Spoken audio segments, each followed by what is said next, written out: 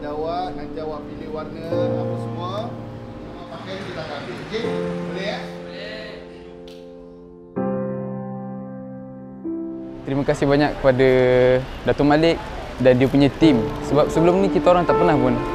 Dah lama kita orang tak dapat apa tu, hadiah macam ni. Selalunya kami hanya dapat barang harian seperti beras semua. Tapi hari ini nak cakap saya dapat baju Melayu, saya berasa amat happy.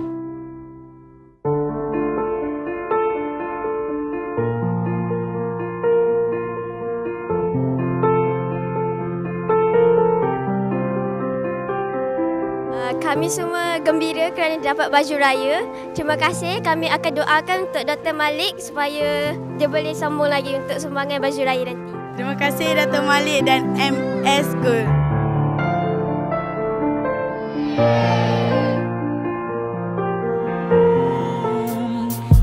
Alhamdulillah, Alhamdulillah, all praises to Allah, all praises to Allah.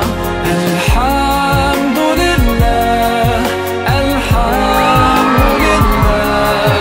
Kami ingin merakamkan jutaan ribuan terima kasih kepada yang berbahagia Dato' Malik. Jadi kami daripada Pusat Tahfiz Darul Syabab, adik-adik semua mengucapkan terima kasih Dato' Malik dan MS Gold. Saya mengucapkan selamat Hari Raya Aidilfitri. Maaf zahir dan batin.